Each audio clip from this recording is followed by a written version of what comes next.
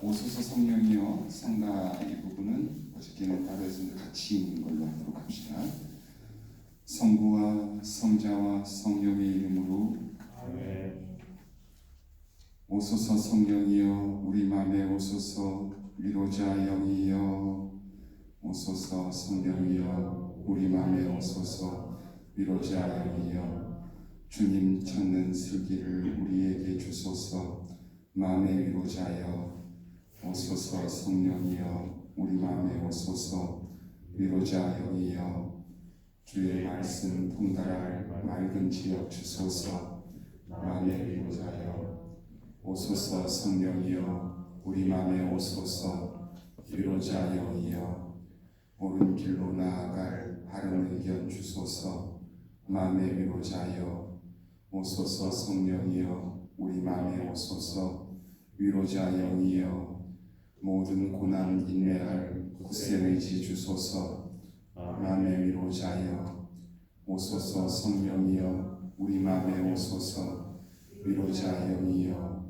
믿음의 길 따라갈 깊은 지식 주소서 마음의 위로자여 오소서 성령이여 우리 마음에 오소서 위로자 영이여 주 하느님 성기올 타는 효성 주소서 마음의 위로자여 오소서 성령이여 우리 마음에 오소서 위로자 영이여 두려움의 은혜를 우리에게 주소서 마음의 위로자여 오소서 성령이여 우리 마음에 오소서 위로자 영이여 오소서 성령이여 믿는 이들의 마음을 충만케 하시고 그들 안에 사랑의 불을 놓으소서 주의 성령을 보내소서 온 우리가 창조되리이다 또한 온 땅을 새롭게 하시리이다 당신이 임하사 용기를 얻고 힘을 얻어 구세주 그리스도의 기쁜 소식을 만방에 전하였듯이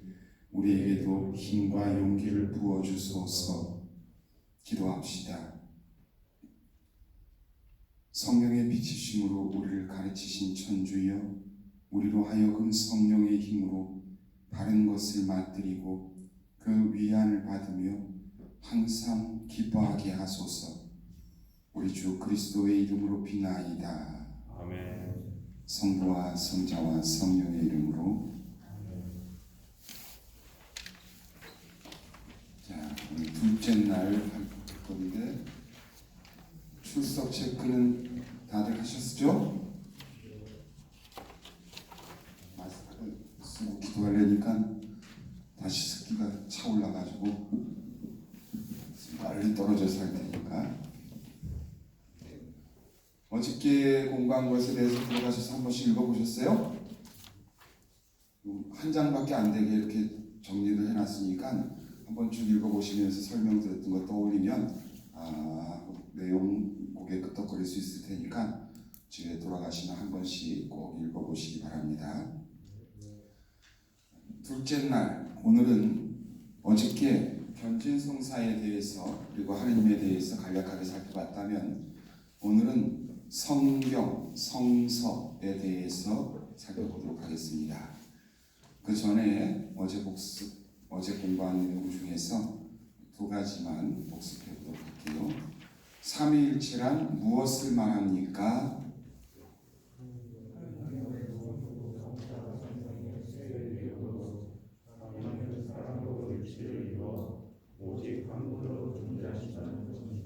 네. 하느님은 성부와 성자와 성령의 세 위격이시고 이 세 위격, 삼위는 사랑으로 일치를 이루어서 오직 한 분으로 존재하신다. 이 삼위일체 교리를 정식으로 표현하면 어저께 제가 베드로 사도의 경우를 예를 들어 설명했던 것처럼 사도들은 삼위일체 하느님이란 말을 쓰질 않았어요. 그냥 사도들은 자기들이 체험한 하느님에 대한 이야기를 성경 여기저기에 적어 놓았을 뿐인데 나중의 세대에서 시대가 지나오면서 하느님에 대한 이해를 하느님은 이런 분이시다 라고 얘기를 해놨는데 그렇게 이해하지 않고 자기들 마음대로 자기들 멋대로 하느님을 이해하는 사람들이 생겨나기 시작하니까 그걸 소위 말해서 이단이라고 불러요. 예를 들어서 하느님은 온전한 사람이시면서 온전한 하느님이시다. 하느님이 사람이 되신 분이니까 하느님은 온전한 사람이며 온전한 하느님이시다. 이렇게 성경에는 나오는데 그 어떻게 한 분이신 하느님인데 온전한 사람이면서 온전한 하느님일 수 있느냐? 그러니까 반은 사람이고 반은 신이다. 반인 반신.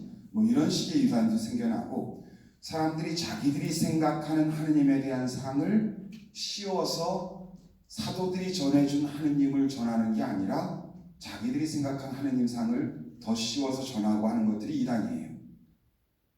그런 식으로 이단들이 생겨나니까 이제 그걸 막기 위해서 하느님에 대한 표현들을 정리할 필요가 있었고 그렇게 정리하다 보니까 삼위일체 정식이라는 게 생겨나는데 니케아 콘스탄티노플리스 신경이라고 여러분들 미사책에 보면 매일 미사에 그 사도신경 주일과 대축일을 고백하는 옆에 니케아 콘스탄티노플리스 신경이라고 있죠.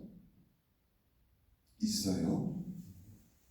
거기 보면 이렇게 삼일체 하느님에 대해서도 나오고 하는데 거기서 이제 삼위일체 하느님을 이렇게 정의해요. 한 분이신 하느님은 성부와 성자와 성령 삼위이시며 이 삼위는 각각 먼저와 나중도 없고 높고 낮음도 없다. 하느님은 한 분이신데 성부와 성자와 성령의 삼위이시고 그 각각의 삼위는 서로 높고 낮음도 먼저와 낮음도 없다. 이렇게 표현되는 거예요. 그게 성경에 표현되는 삼위일체 하나님에 대한 표현 방식이라고 말할 수 있어요. 그걸 정리해 놓은 것이라고. 사제가 인사드릴 때 교우들이랑 미사 시작할 때 주 하느님의 사랑과 그리스도의 친교가 그리스도의 사랑과 성령의 친교가 여러분 모두와 함께 이렇게 인사하잖아요. 그죠? 거기에서 삼위일체 하느님에 대한 표현이 성경에 나오는 표현인데 그런 표현들이 성경에 담겨 있는 내용들을 나중에 교회가 정리해서 이렇게 했는데 조금 전에 표현대로 하나의 정식이 돼서 표현이 됐어요. 그 내용을 갖다가 철학적으로 이해하려고 하니까 너무 힘들고 어렵고 그렇게 된 건데 가만히 지금에 와서 돌이켜보면 그 표현이 의미가 굉장히 있는 거더라 하는 거예요. 왜냐하면 셋이 하나다 이런 얘기는 우리는 하느님에 대해서는 통하지 않는 그게 어떻게 논리적으로 맞느냐 셋이 어떻게 하나가 되느냐 셋은 셋이고 하나는 하나지 이렇게 생각하기 쉬운데 실제로 따지고 보면 우리는 여럿이 하나다 이런 표현 쓰잖아요. 그죠? 어떨 때 그런 표현을 써요? 공동체를 표현할 때 그렇게 표현해요. 그죠? 원팀이다. 한국 축구 대표팀은 한 팀, 11명의 선수지만 하나인 것처럼 싸운다. 뭐 이런 식으로 잘할 때는 그렇게 얘기하는데 못할 때는 뭐래요? 전부 지각각하고 있네, 놀고 있네 이렇게 얘기하잖아요. 그죠? 저는 그래요. 여러분은 안 그럴지 몰라도 그래서 그렇게 한 분이신 하느님 셋이 하나다라고 얘기할 때 그 셋이 하나인 것, 우리가 여럿이 하나인 것, 우리가 이루는 공동체 같은 경우는 어떻게 보면 그 안에 불화도 있고 또 갈라짐도 있고 갈등도 있고 분열도 있고 그래서 불완전한 공동체임에도 여럿이 하나라는 표현을 쓰는데 성부와 성자와 성령이 이루는 하나이신 한 분 하느님이라는 것은 그런 불완전한 일치가 아니라 온전히 일치된 참된 일치를 이룬 그런 하나이다라는 거예요. 그런데 그 삼위가 그 공동체가 높고 낮음도 없다 하는 거예요. 그 말은 우리가 우리 사회에서 흔히 쓰는 말로 높고 낮음이 없다는 게 무슨 뜻이에요? 높은 사람, 낮은 사람이 따로 없는 걸 무슨 사회라 그래요? 평등한 사회라 그러잖아요. 그죠? 하나님은 처음부터 삼위일체라는 말은 하나님은 공동체이신 분인데 하나님이 세상을 창조하실 때 사람을 지어내실 때 뭐라고 말씀하시면서 창세기에 사람을 지어내셨다래요? 우리 모습을 닮은 사람을 만들자 이렇게 얘기를 해요. 성경에 그렇게 나와 있어요. 네, 성경을 가져와가지고 보여주면서 해야지 되겠는데 창세기 1장에 보면 하나님이 온갖 동물을 지어내시고 온갖 짐승, 식물 이런 거 다 지어내시고 마지막에 6째 날 사람을 만드실 때 우리 모습을 닮은 사람을 만들자. 하나님의 공동체가 아니라 그냥 공동체가 아니신 분이라면 거기서 내 모습을 닮은 사람을 만들자 이러셨을 거예요. 그죠? 그러셨겠죠?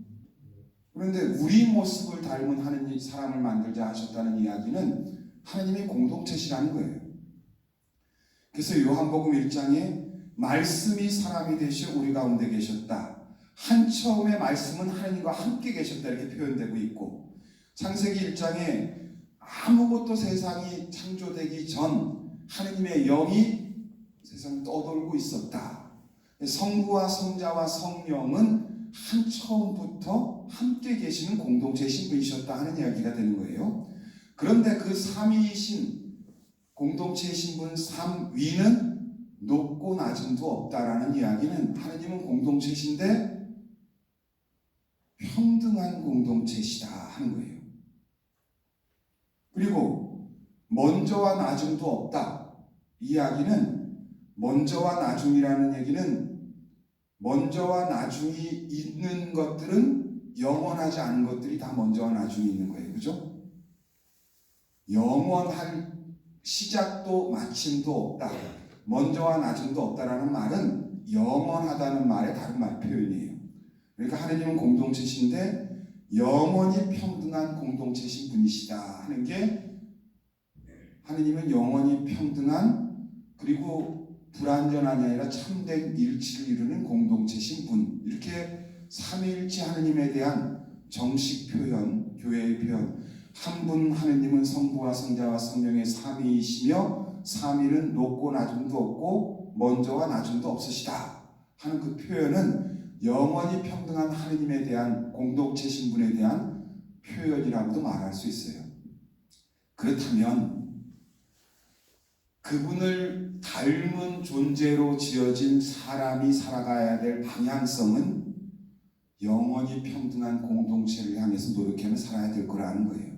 그때 사람은 지어진 대로 참된 하나님의 모습, 참된 행복을 누려가면서 살 수 있지 않을까 하는 이야기예요.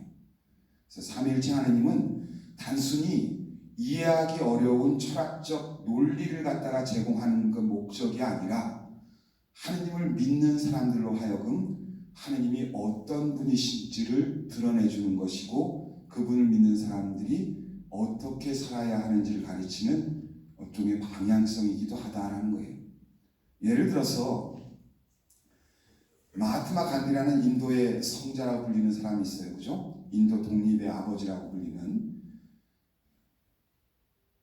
인도가 영국의 식민지였던 시절에 남아공인가에 가서 마하트마 간디가 공부를 하는데 유학을 했는데 성경이라는 책을 읽고 감명을 받아요. 예수님한테서. 그리고 거기서 비폭력 무저항이라는 자기 독립운동의 방향을 세우고 그걸 일생 동안 실천해 나가는데 그때 예수님에 대해서 감화를 받고 감동을 받고 나도 그분을 믿어야 되겠다 하고 교회를 찾아갔는데 교회에 가서 문을 두드리고 저도 예수님을 믿으려고 왔습니다 했더니 거기서 이야기를 하더라는 거예요. 여기는 백인들의 교회이고 당신들 같은 그 유색인종이 다니는 교회는 어디에 따로 있으니까 그리로 가십시오 하더라는 거예요. 일종의 차별이죠. 그죠? 그래서 마하트마 간디는 나중에 자서전에 이렇게 써놔요. 나는 그리스도를 믿지만 그리스도인을 믿지 않는다. 뭔 말인지 아시겠죠? 그죠? 그리스도를 믿는다는 사람들이 그리스도를 따르지 않고 살고 있는 모습을 보니까 그렇게 하는 거예요. 그죠? 우리 사회에서 남녀 차별, 철폐 쪽으로 나아가고 있는 거잖아요. 그죠? 옛날에보다 많이 좋아졌지만 아직도 여전히 부족한 모습들이 우리 사회에 많이 있는데 당연히 남녀가 평등한 사회로 나아가는 게 하느님의 뜻에도 맞고 어울리는 일이라는 거예요. 삼위일체 하느님을 믿는 사람들이라면 백인이 유색인종보다 우월하고 유색인종이 흑인보다 우월하고 한국 사람이 외국인 노동자보다 우월하고 한국에 온 외국인들 중에 백인들한테는 쫄고 이런 거는 어울리지 않는 그리스도인의 삶이라 하는 거예요. 남자가 여자보다 우월하다고 믿고 가부장 사회가 옳다고 말하는 것은 그리스도교 가르침에 삼위일체 하나님을 믿는 신앙에 맞지 않다라는 거예요. 삼위일체 하나님에 대한 교리는 그래서 우리 그리스도교 신앙의 가장 밑바탕을 이루는 교리고 어저께 얘기했듯이 사도행전에 성부, 성자, 성령에 대한 고백이 가장 기둥, 줄기를 이루고 있는 신앙으로서 그리스도교와 이단을 가르는 기준 중에 하나가 바로 삼위일체 하나님에 대한 신앙 고백이기도 하다라는 거예요. 삼위일체 하나님 속에 자기를 끼워 넣는다든가 자기는 하나님과 같은 존재고 내가 사람의 모습으로 지금 시대에 나타난 예수라느니 이런 식으로 떠드는 종교들이 있잖아요. 그죠? 그런 것들은 다 사입이고 가짜고 이단이라고 말할 수 있다는 거예요. 삼위일체 하나님이 어떤 것인지 아주 깊숙이 들어간 건 아니지만 대충 무슨 삶의 의미를 지니는지 알겠죠? 모르겠어요? 조금 더 다시 얘기해 줄 수도 있어요. 그럼 길어져요. 2번, 그런 하느님을 우리는 어떻게 알 수 있습니까? 대답해야죠. 대자연 우리의 양심 그리고 성서를 통하여 알 수 있습니다. 자, 여기서 이제 성서라고도 쓰고 성경이라고도 써요. 옛날에는 성서라는 말을 주로 썼는데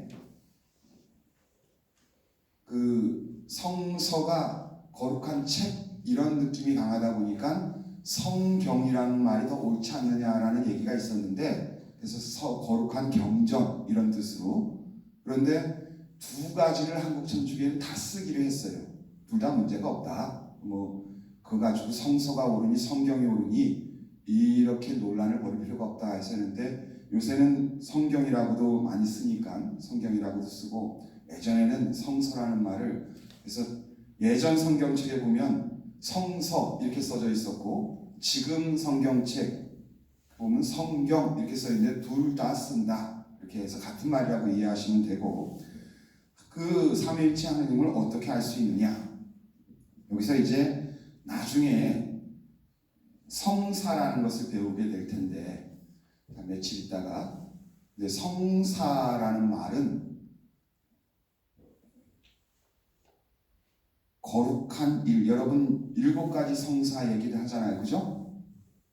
성사 미사 성취의 성사, 세례 성사, 여러분들 준비하는 견진 성사 이런 것들인데 성사라는 말은 보이지 않는 하느님을 보이고 느끼도록 해주는 표징을 성사라고 불러요. 보이지 않는 걸 보이도록 느끼도록 해주는 것. 예를 들어서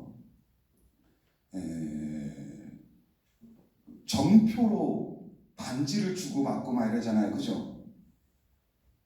결혼식 때 반지를 주고받잖아요. 그죠? 서로에게 껴줘요. 이 반지는 그때 사제가 반지를 갖다 하면서 믿음과 서로에 대한 신뢰와 믿음과 사랑의 표징으로 이렇게 표현하면서 반지를 강복하소서 하고서 반지를 강복해요. 그러니까 부부 사이의 믿음과 사랑에 대한 표징이라고 이야기하는데 원래 믿음이라는 게 눈에 보여요? 안 보여요? 안 보이죠? 그죠? 믿음이 보이면 믿음을 행동으로 증명해봐라 이럴 필요 없잖아요. 그냥 있는지 없는지만 보면 되잖아요. 그죠? 사랑은요? 사랑도 안 보이죠, 그죠? 믿음, 사랑 이런 거는 안 보이는 거예요, 그죠? 하지만 있는 거예요, 그죠? 그게 저 사람한테 있는지 없는지는 그걸 보여서 알 수 있으면 그 사랑에 배신당할 일도 없고 믿음에 배신당할 일도 없고 그렇겠죠, 그죠? 있는지 없는지 보이니까. 그런데 그 보이지 않는 것들을 보이는 표징으로 반지를 주고받음으로써 일종의 반지를 끼고 다니면 그 뭐 좀 계속 생각해 주는 것처럼 느끼게 되는 건데, 반지가 동그랗잖아요, 그죠? 동그란 것은 시작도 끝도 없는 것이고 영원한 표징을 상징하고, 또 반지는 귀금속으로 만드는데 귀금속은 귀한 금속일 뿐만이 아니라 오랜 세월이 지나도 변하지 않는 금속이 귀금속이에요, 그죠? 결혼 반지를 유리로 만들거나 그냥 녹슬은 쇠로 만들어서 주고받는 일은 없어요, 그죠? 왜? 사랑과 신의의 표지인데 사랑과 신의의 표지가 깨지거나 쉽게 변질돼 버리면 안 되니까. 부부 사이의 사랑과 신의가 평생 동안, 일생 동안 변하지 않기를 바라는 그런 마음을 담아서 반지를 주고받는 거예요, 결혼식 때. 그때 부부 사이의 사랑과 신의의 표지를 일종의 표징을 반지라고 말할 수 있다면, 반지는 보이지 않는 사랑과 신의를 갖다가 눈으로 볼 수 있게 느끼게 해주는 일종의 표징이 될 수 있는 것처럼, 하느님도 눈에 보이면, 하느님이 눈에 보이면 어떤 일이 생길까요? 세상 모든 사람이 다 그리스도의 신자가 될까요? 하느님이 눈에 보이면, 하느님이 눈에 보이면 성당이 없어질 거예요. 교회도 없어질 거고, 그죠? 굳이 눈에 보이는 하느님을 그러니까 세상 사람들이 다 믿는다면, 하느님을 눈으로 보면서 대할 수 있다면 굳이 이런 장소 이런 거 필요 없고 기도도 필요 없고, 그죠? 오히려 거꾸로 될 가능성이 높아요, 제가 볼 때는. 그러니까 그 보이지 않는 하느님을 보고 느끼고 체험하도록 해주는 게 성사인데, 어떤 사람들에게는 자연이나 양심 같은 것들이 일종의 하느님을 그렇게 느끼도록 해주는 표징이 될 때 그런 것들도 일종의 간접적인 성사라고 말할 수 있고, 특별히 그 중에서 교회가 예수님이 했던 행위와 업적을 통해서 예수님을 특별히 느끼도록 해주는 어떤 것들을 지정해서 성사를 세웠는데, 그게 7가지 것들이고 그걸 칠성사라고 부른다 하는 거예요. 예를 들자면 니코데모한테 사람은 누구든지 위로부터 다시 태어나야 한다 라고도 말하시고, 당신 몸소 세례를 받으심으로 인해서 사람들에게 세례를 받는 모범을 보여주셨는데, 그랬던 분이 세상 살아가다가 내가 하느님의 자녀로 새롭게 태어나게 되겠다 이렇게 결심하고, 뭐 6개월, 뭐 짧게도 길게도 있지만 이렇게 나름대로 세례를 준비해서 하느님 당신 안에서 당신 개인으로 새롭게 태어나겠습니다 라고 교회 공동체와 함께 고백하는 자리에, 새롭게 태어나길 원하셨던 예수님이 존재하신다면, 계신다면, 하느님으로 우리 주님으로 계시다면 그분이 그 새롭게 태어나게 해주시겠어요? 안 해주시겠어요? 새롭게 태어날 수 있는 은혜를 주시겠죠. 그게 세례성사예요. 죄인을 구원하러 왔다. 잃어버린 양 한 마리를 찾아서 그렇게 다니시는 예수님이 내 죄를, 잘못을 뉘우치면서 회개하면서 그 죄를 씻기는 원하는 이에게 죄를 씻는 은총을 주시겠어요? 안 주시겠어요? 그게 고해성사인 거예요. 보이지 않는 하느님을 보고 느끼고 체험하도록 해주는 것이 성사다. 그리고 하느님은 대자연과 우리 양심 그리고 성경을 통해서 계시된 하느님으로서 알 수가 있다 하는 이야기가 어제 배운 내용을 요약하면서 좀 보충 설명을 해드렸습니다. 성경, 성서란 어떤 책입니까? 계시로서 하나님이 인류를 구원하시는 역사를 담고 있습니다. 성경은 아주 크게 얘기하자면 짧게는 이스라엘의 역사라고 말할 수 있어요. 근데 이스라엘의 역사를 통해서 이스라엘만 구원하시는 게 아니라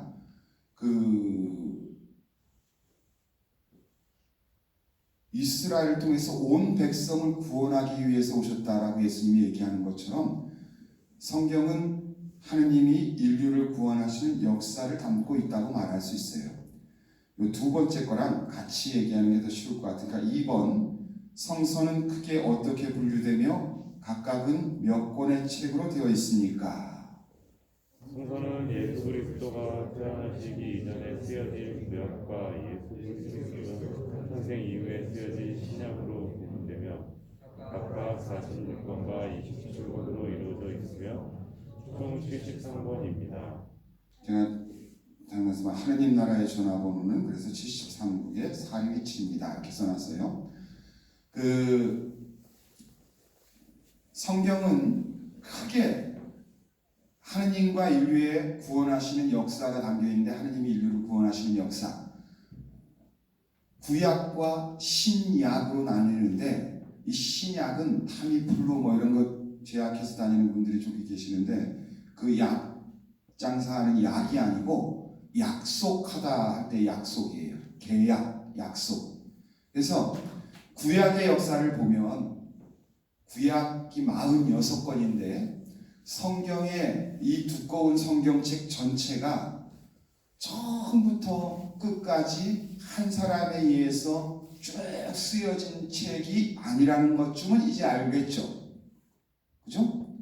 성경이 옛날에는 종이로 만든 책이 없었던 시절에는 두루마리, 양피지, 파피루스는 갈대를 갖다가 펴가지고 종이처럼 이렇게 만들어 놓은 게 파피루스라는 옛날에 글을 쓰는 도구였는데 그런 식의 것들을 통해서 쓰여졌어요. 그러니까 예수님이 갈릴레아 나자렛의 회당에 당신 고향에 들어가셔서 회당에서 들어가셔서 어떻게 하셔요? 자리에서 일어나셔서 이사야서가 쓰여진 두루마리, 이사야서의 이 대목에 쓰여진 두루마리를 찾아 읽으시며 그렇게 돼 있죠, 그죠? 그때 주님의 성령이 나에게 내렸다, 나에게 내려서 가난한 이들에게 복음을 선포하게 하시려고 뭐 이렇게 나오는 대목 거기서 이사야서의 이 구절이 담긴 성경을 펼쳐 읽으시며 지금 이 말씀이 이 자리에서 이루어졌다 하고 선포하시는데 그런 식의 각각의 책들이 46권뿐이 아니라 이스라엘의 역사를 담은 수많은 책들이 훨씬 많이 있었어요. 근데 보통의 이 책들이 언제 쓰여지느냐를 생각해 보면 이스라엘의 역사를 담은 책이라 했는데 탈출기 같은 경우 모세가 이스라엘 백성을 데리고 파라오의 에집트로부터 탈출하는 내용이 담겨 있잖아요. 그죠? 옛날에 출애굽기라 했는데 출애굽기에서 애굽은 에집트라는 말의 한자어 표현이에요. 애굽. 그래서 에집트를 거기서 탈출하는 내용이 담겨 있는 책이다. 그래서 출애굽기라 했는데 지금은 탈출기라는 용어로 그냥 써요. 근데 그 내용이 그때 쓰여졌겠어요? 아니면 나중에 쓰여졌겠어요? 모세가 출애굽하는 내용 10가지 이런 걸 보면서 누가 계속 쫓아다니면서 받아 적었겠어요? 모세가 하나님을 만나는 장면을 누가 봤대? 그죠? 세월이 지나면서 그 시절의 일이 잊혀지는 걸 안타까워하는 사람들이 썼을 거예요. 그죠? 그렇겠죠? 그러니까 이스라엘 백성은 이집트를 탈출하면서 가나안 땅에 들어가기까지 40년 동안 광야에서 머물렀는데 그 40년의 세월을 지나면서 그 에집트를 탈출한 백성은 하나도 가나안 땅에 들어가지 못하고 세대가 완전히 교체돼서 가나안 땅에 들어가게 되잖아요. 그죠? 그렇게 될 때 그걸 그 다음 세대가 되면 예전에 있었던 일이 잊혀져 가기 시작할 때, 그래서 하느님이 어떤 분이신지를 사람들이 잊어버리기 시작하는 거예요. 하느님이 우리 존재의 근원이신 분이신데 그분을 잊어버리면 안타까운 일이 생기고 나니까 안 되겠다 이대로는. 그래서 모세와 이스라엘 백성이 탈출할 때 있었던 이야기를 정리해서 후세에 넘겨주고 사람들에게 전해준 게 그게 탈출기예요. 그리고 나서 탈출기가 먼저 쓰이고 그 다음에 하느님께서 우리 민족의 이스라엘 사람들이 생각하기 시작했어요. 이스라엘이 망해서 바빌론이라는 곳에 유배로 끌려간 적이 있어요.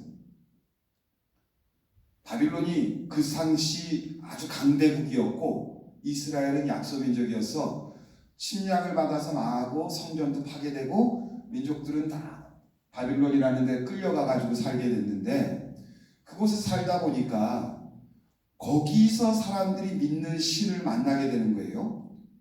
예를 들면서 싸움을 잘하는 황소 대가리를 한 신이라든가, 뭐 농경을 잘하게 만드는 신이라든가, 힘세고 부자가 되게 하는 신, 뭐 이런 신들, 그 당시 바빌론 사람들이 만났던 신을 접한 사람들 중에 특히 이스라엘의 신세대 중에는, 아니 우리가 있는 하느님이 세다면, 진짜 하느님이라면 왜 이따위 신에게 우리가 당해서 이 사람들에게 끌려와서 이 고통을 당해야 돼?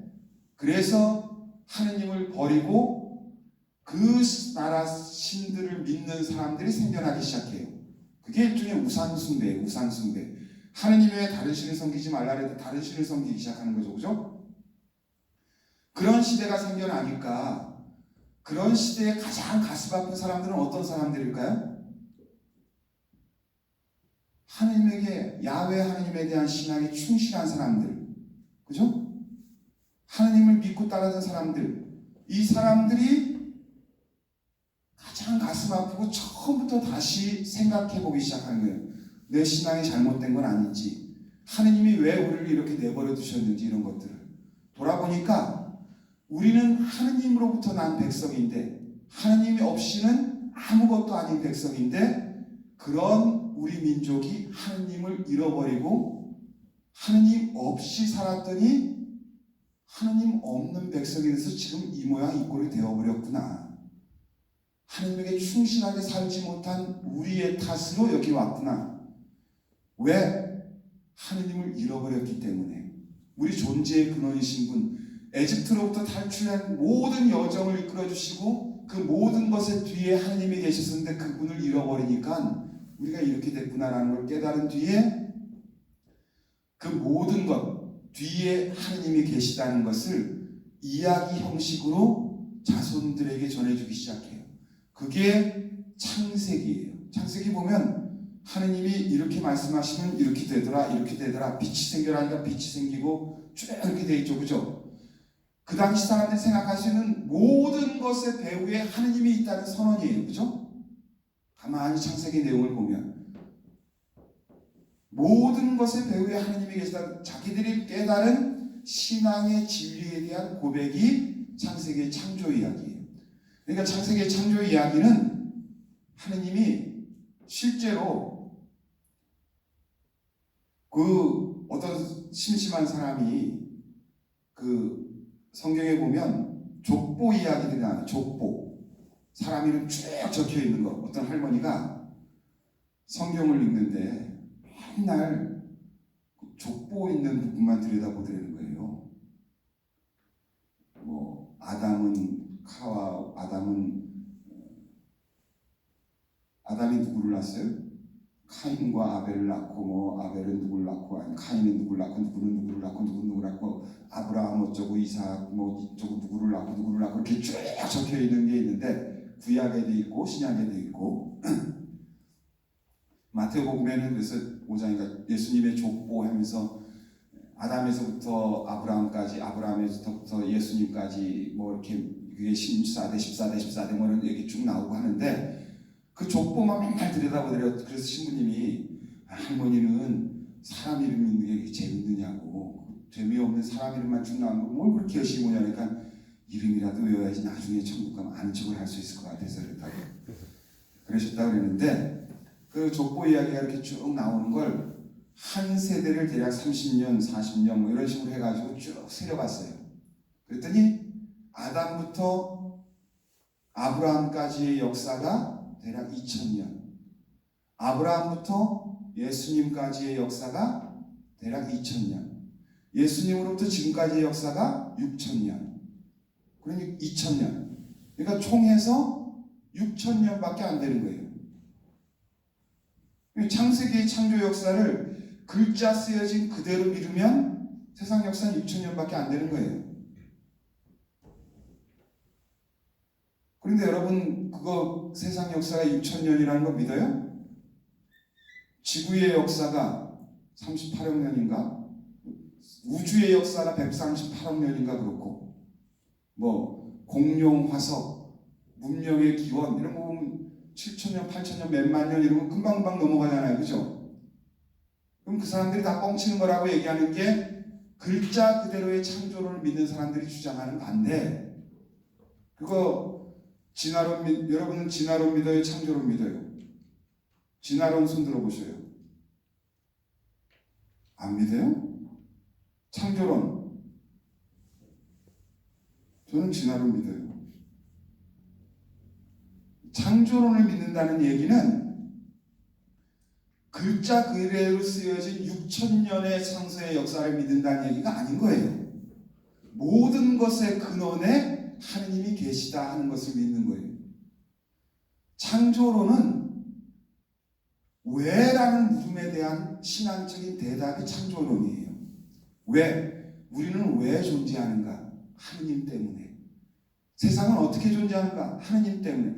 왜라는 물음에 대한 대답, 하느님을 이야기하면서 세상 사람들이 이해할 수 있는 방식으로 어떻게를 풀어 쓰다 보니까 그게 과학적인 지식인 것처럼 오해가 되고 세상 창조에 대한 비밀을 드러내주는 걸로 사람들이 생각하는 그런 오해들을 만들어내고 있는데, 과학은 왜라는 물음에 대한 학문이 아니라 어떻게라는 학문에 대한 대답이에요. 어떻게 존재하는가. 그러니까 과학자들이 설명할 때 138억 년 전에 지금 우주가 가속 팽창을 하고 있는데, 가속 팽창을 하고 있다는 얘기는, 우주가 팽창한다는 이야기는 시간을 거꾸로 돌려보면 점점 줄어들잖아요. 그죠? 그럼 마지막에는 한 점이 될 거 아니에요. 그죠? 지금 넓어지고 있으니까 거꾸로 시간을 돌려면 맨 마지막, 그게 138억 년이라고 과학자들이 추정하는 거고, 그때 마지막 한 점이었다가 폭발한 게 빅뱅이고 거기서부터 우주가 시작됐다, 이렇게 얘기를 하는 거예요. 세상 존재에 대한 과학적인 설명이 그렇게 되는 거예요. 지금 가장 설득력 있는 가설은 빅뱅 이론이고, 그래서 그렇게 이야기한다면 과학은 빅뱅 이후의 세계를 다루는 게 과학이에요. 어떻게에 대해서. 그래서 과학자들한테 그러면 그 빅뱅 이전에는 어떻게 돼 있었냐, 무엇이 있었냐고 물었을 때는 모른다고 얘기해요. 한결같이. 그 이전은 모르고 최초의 폭발 이후만을 우리는 알 수 있을 뿐이다 라고 얘기를 해요. 신앙은 거기에, 세상은 그렇게 빅뱅이 있다 치더라도 그 세상이 왜 존재하는가의 물음에 대해서 하느님께서 존재하신다고, 그 마지막 한 과학 너머의 세계, 왜라는 물음에 대한 답변을 신앙은 하느님에게서 대답을 찾는 것이, 그게 믿음이고 그게 신앙이라는 거예요. 그래서 과학과 신앙은 꼭 대치해야지만 되는 게 아니라는 거예요. 그래서 저는 창조론을 믿는 신앙인이면서 과학적인 태도로 접근해서 세상에 밝히는 일정 정도의 진리에 대해서 저는 같이 믿고 있어요. 그래도 제 신앙은 아무런 문제가 없어요. 그런데 창조론을 잘못 믿고 있는 사람들, 6000년의 역사라고 믿고 있는 그 글자 그대로 성경을 갖다가 자구적으로 해석해야 된다면서 그 폰다멘탈리즘이라고 하는데 근본주의자들이 이야기하는 창조론은 세상 역사는 6,000년밖에 되지 않았다.